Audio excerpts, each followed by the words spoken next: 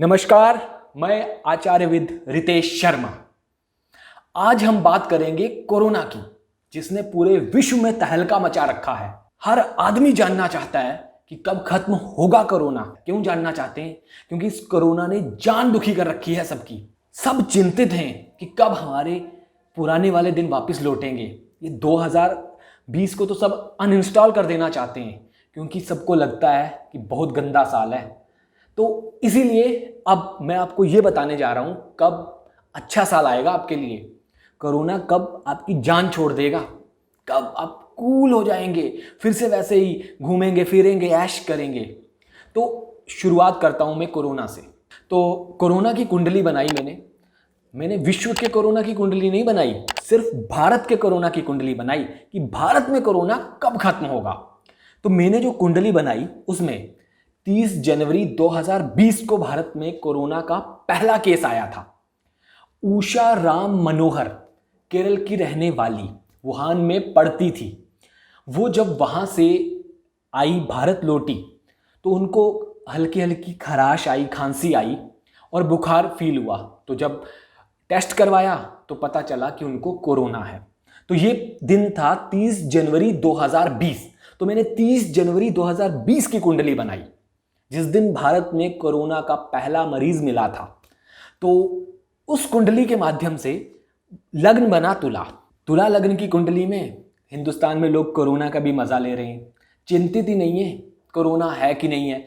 आप देखिए तुला लग्न में क्या होता है, आदमी मौज मस्ती वाला होता है और वैसा ही लोग कर रहे हैं। लेकिन तुला लग्न में लग्नेश पंचम भाव में बैठा है, जिससे क्या होता है कि मौज मस्ती करते हैं, फिक्र होती है, लेकिन व्यापार घाटा होता है, मुनाफा वसूली नहीं होती है, पैसों की लेन देन में दिक्कत आती है, आय के सोर्सेज कम हो जाते हैं।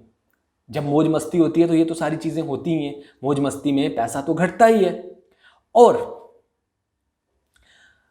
तुला लग्न में एकादश भाव का मालिक भी थोड़ा सा पीड़ित है, इसलिए पैसों की बहुत बड़ी दिक्कत होगी, बेरोजगारी फैलेगी, लोगों के पास पैसों की कमी आएगी, क्योंकि जब रोजगार नहीं मिलेंगे तो कमी तो आएगी ही आएगी, बेरोजगारी फैलेगी। तो हाँ, तो जहां तक भारत में कोरोना की बात है तो 18 अगस्त के बाद इसका असर कम होना शुरू हो जाएगा। जिस तरह केस बढ़ रहे हैं ना रोज, 40,000, 50,000, अब 52,000, तो इसी तरह अब केस कम होना शुरू होंगे।